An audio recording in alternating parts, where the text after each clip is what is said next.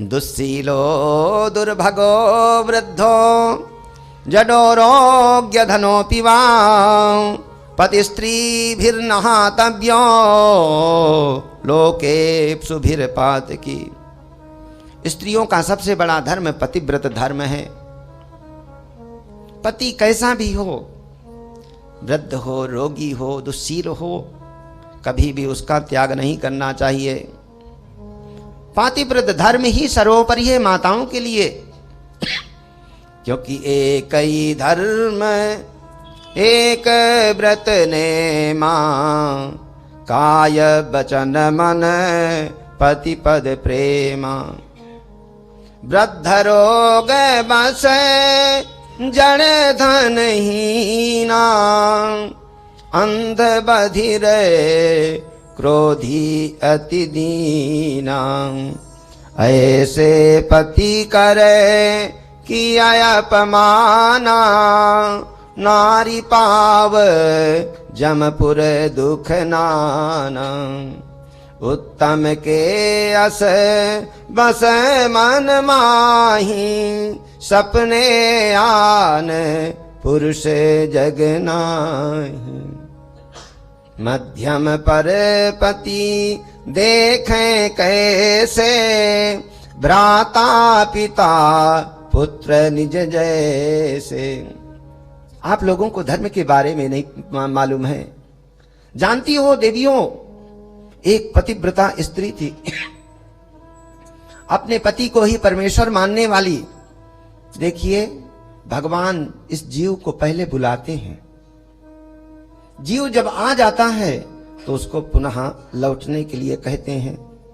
ये जीव जब नहीं लौटता है तो अपने मुख से संसार की प्रशंसा करते हैं, यानी थोड़ी भी अगर संसार में आसक्ति हो तो लौट जाए।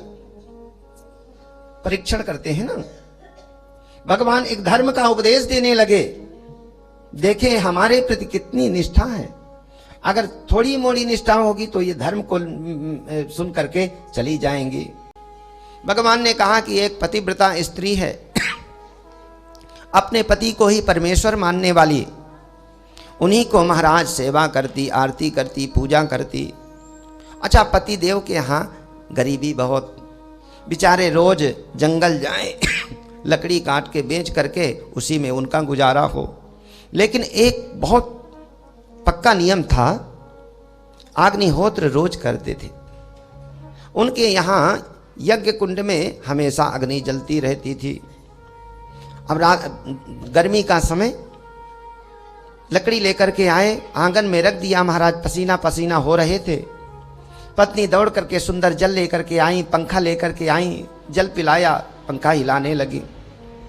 अबे पति देव सानंद बैठ गए और इनको आलस्य आने लगा महाराज, तो पत्नी की गोद में ही सिर रख करके सो गए। अब इसका छोटा सा बच्चा रहा होगा 7-8 महीना का, घुटनों घुटनों चल के आगे जाने लगा। अब ये देवी सोच रही है, राम राम राम, छोटा सा बच्चा है, कहीं अग्नि कुंड के पास में ना पहुंच जाए। बहुत इशारे से बुलाने का प्रयास किया लेकिन नहीं आया बच्चा। उसके अंदर जो उमंग है वो अपने उमंग को पूरा करेगा। इशारे से बुलाना चाहा लेकिन नहीं है। वो अग्नि की तरफ चला जा रहा है। अग्नि भगवान बड़े तेजी से जल रहे हैं। ये सोचती है, हे भगवान कहीं जल ये कूद न जाए, कुंड में जल जाएगा। बुलाया लेकिन नहीं आया। सोचती है उठ के जाऊं तो पति देव की निद्रा भंग होगी, और नहीं जाती तो बच्चा जल जाएगा। करूं तो करूं क्या, बाद में बिल्कुल निश्चय कर लिया कुछ भी हो जाए, बच्चा यदि जल जाएगा, मर जाएगा तो दोबारा पैदा हो जाएगा। लेकिन धर्म एक बार चला गया तो दोबारा नहीं वापस आ सकता। दूध को मट्ठा बनाया जा सकता है लेकिन मट्ठा को दूध नहीं बनाया जा सकता। बताइए माताओं, जो भी होना हो जाए। इसने अपने नेत्रों को बंद कर लिया। बच्चा गया महाराज यज्ञ कुंड में झांकने लगा और थोड़ी देर में गिर पड़ा। 1 घंटे के बाद जब इसकी निद्रा खुली, पतिदेव की निद्रा खुली, इसने सोचा कि बच्चा तो जल गया। दौड़ करके गई महाराज रोते बिलखते। यज्ञ कुंड के जब पास पहुंची तो अग्निदेव तो खूब जल रहे थे, लेकिन बच्चा बगल में खेल रहा था। क्यों? क्योंकि इसके धर्म के प्रभाव से अग्नि देवता भी शीतल पड़ गए बच्चे के लिए। देवी, ये धर्म का प्रभाव होता है। इसलिए आप लोग लौट जाओ, अपने धर्म का परिपालन करो। गोपिकाओं का धैर्य का बांध टूट गया। बोले मयिवं विभोर हति भवान गदितुम नृशंसम संत्यज्य सर्व विषयांस्तव पादमूलम भक्ता भजस्व दुर्वग्रहमात्यजास्मान् देवो यथादि पुरुषो भजते मुमुक्षुन्। इस तरह के निष्ठुर वचन कह रहे हैं आप ऐसे बोल रहे हैं जैसे हमारा आपका कोई नाता ही ना हो, पहला मिलन हो।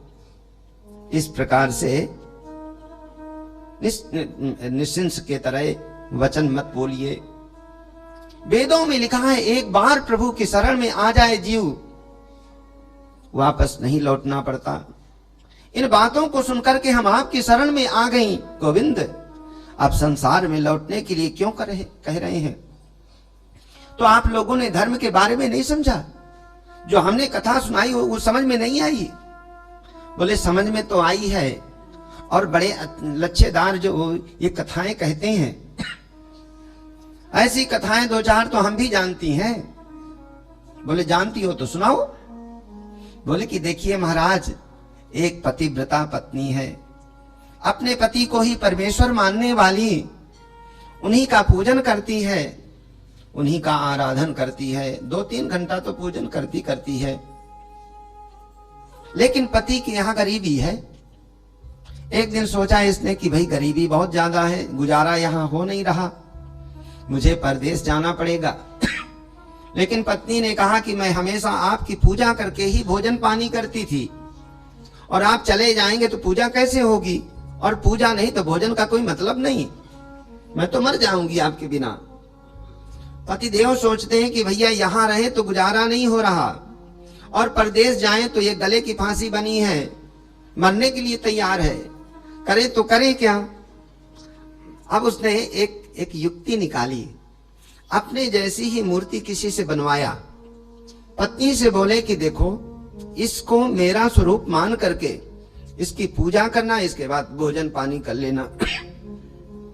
ठीक है। अब बड़ी निष्ठा से रोज पूजा शुरू हो गई। 2.5 घंटा तो नॉन स्टॉप पूजा चलती ही चलती, और बीच में कुछ भी हो जाए, कितना भी जरूरी काम हो, उठने का कोई मतलब नहीं। हाँ, ये जरूर था कि जब पूरा काम हो जाए तब पूजन के लिए बैठती। कई बड़े उस तरह की होती हैं, जब बहुत ज्यादा काम पड़ा होता है तभी नाक दबा करके बैठती हैं। ऐसा नहीं, पहले पूरा काम कर लें, इसके बाद पतिदेव की पूजा में बैठें। और बड़े श्रद्धा से पूजा होने लगी। 1 साल बीता, 2 साल बीते, 3 साल, 5 साल के बाद पतिदेव ने सोचा कि बहुत समय हो गया, हमारी धर्म पत्नी बेचारी अकेले होगी, चलना चाहिए अपने नगर। वहां से चले। अब जिस समय ये यहाँ आए, पत्नी पूजा में बैठी हुई थी। 1 घंटा हो गया था, 1 घंटा अभी और बाकी है, बीच का समय है। पति ने दरवाजा खटकाया, हे देवी जल्दी दरवाजा खोलो। अब ये बेचारी बड़े बड़े धर्म संकट में, खोलने जाऊं तो ये पूजा भंग होती है, और नहीं खोलने जाती तो पति देव खड़े हैं। अच्छा कन्हैया, आपकी दृष्टि में क्या होना चाहिए, वो खोलने जाए कि न खोलने जाए?